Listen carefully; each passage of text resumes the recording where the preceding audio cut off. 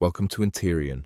In this podcast, we explore security architecture, identity controls, and how trust behaves in real Microsoft environments. Each episode takes a concrete technical change and uses it to examine the assumptions we rely on during incident response and zero trust design. Let's get started.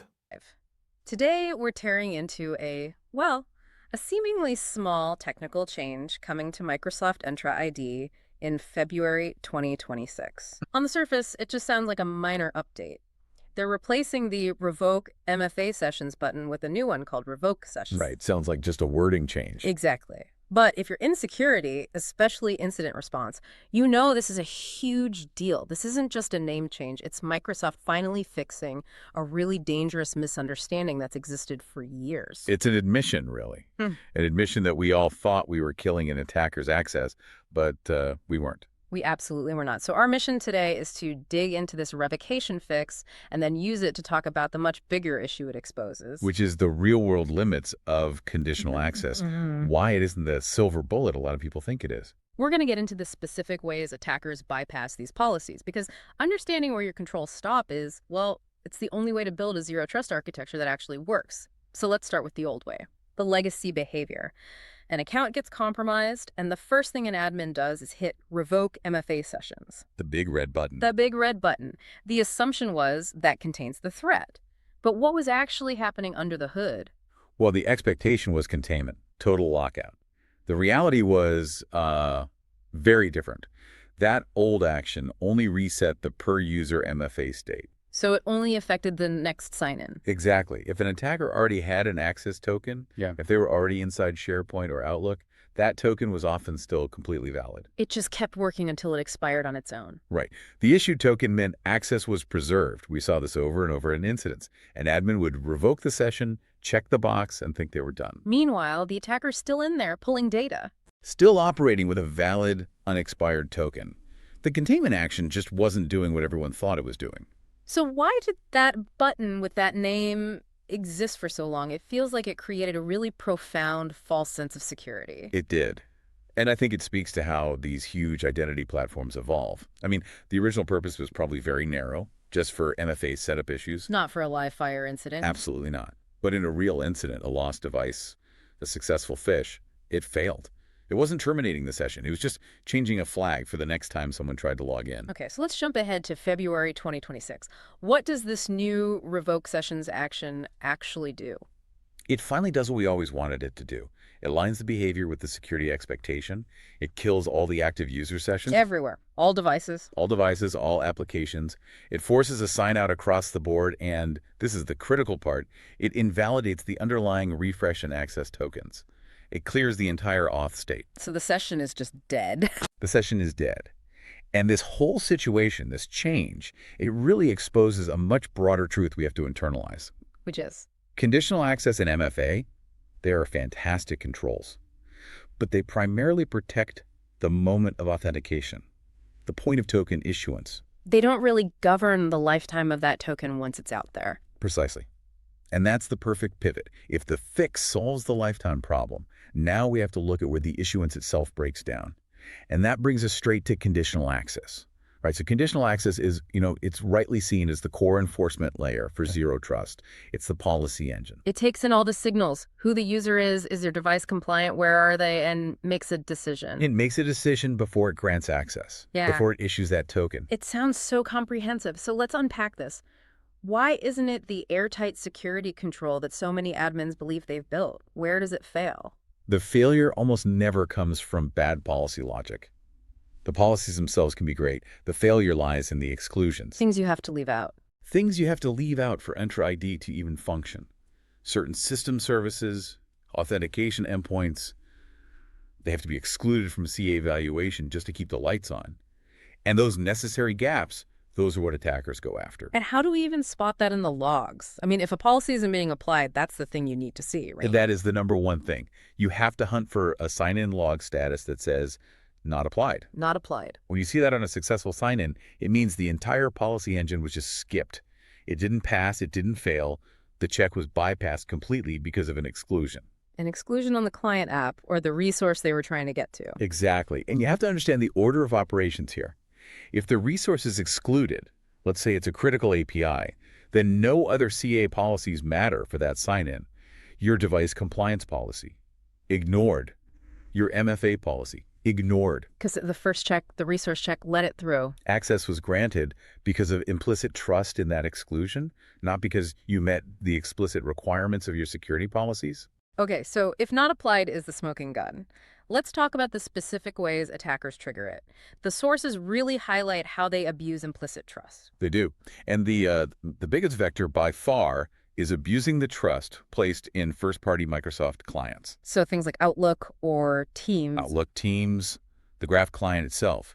These apps have special client IDs that are, by default, allowed to request tokens to do their job. They're implicitly trusted. Right. So an attacker with a user's password can just use one of those trusted client IDs, and they can do it from a totally unmanaged, high-risk device. And the system sees the trusted app ID and just lets it in. It lets it in. It grants a token, bypassing your policy that said only allow access from compliant devices. We see this all the time in graph abuse cases. Now, this is where it gets really interesting with this idea of a family of client IDs, or FOCI. What is that, and how does it make things worse? FOCI is it's really a convenience feature. It's designed for a better user experience. If you have a bunch of Microsoft apps like Teams and OneDrive, they belong to a family. Once one of those apps successfully gets a refresh token, other apps in that same family can just reuse it to get their own access tokens without the user having to sign in again.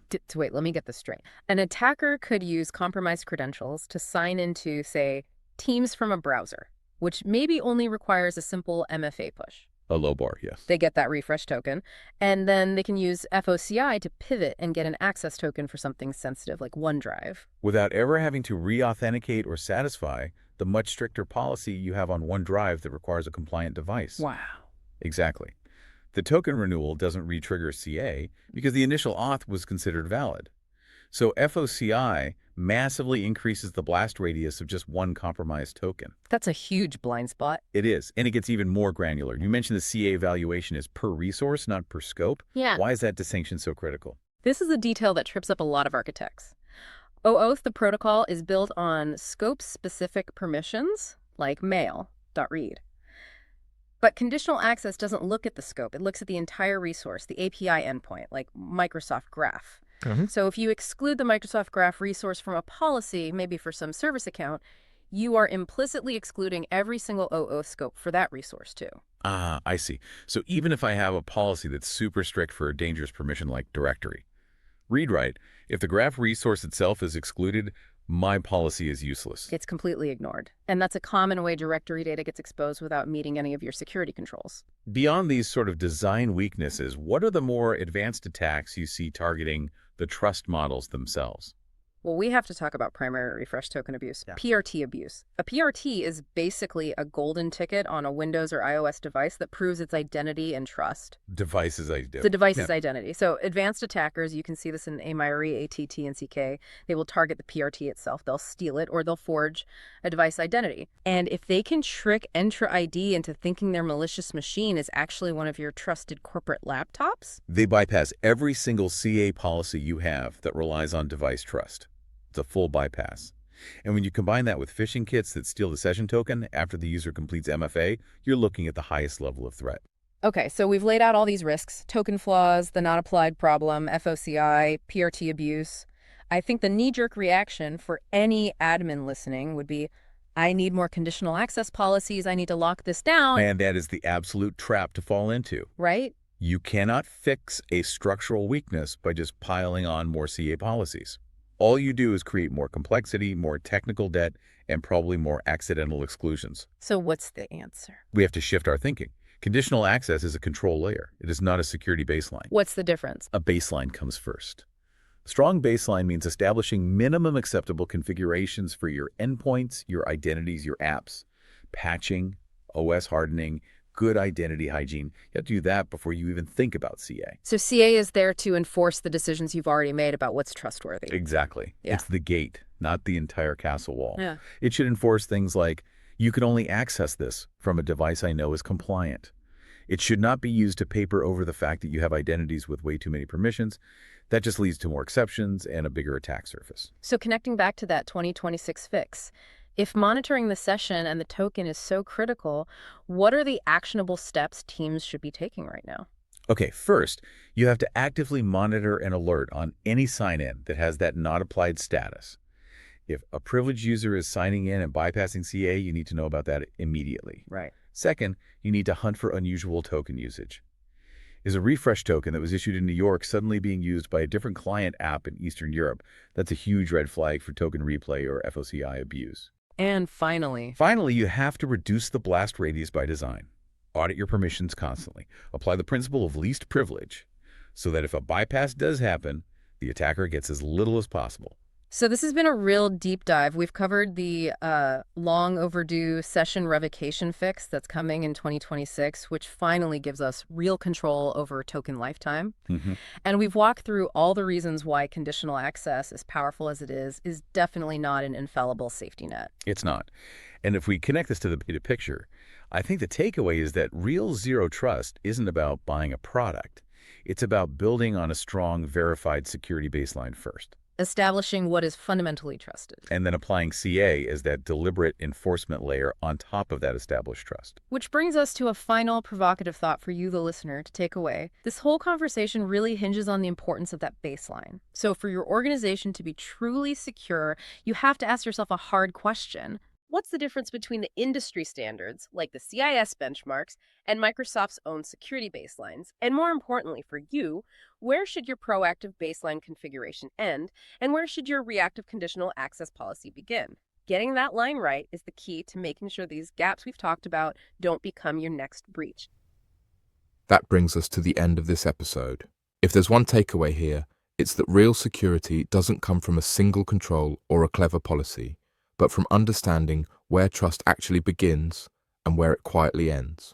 More analysis like this is available on Blog.Interian. Thanks for listening, and until next time.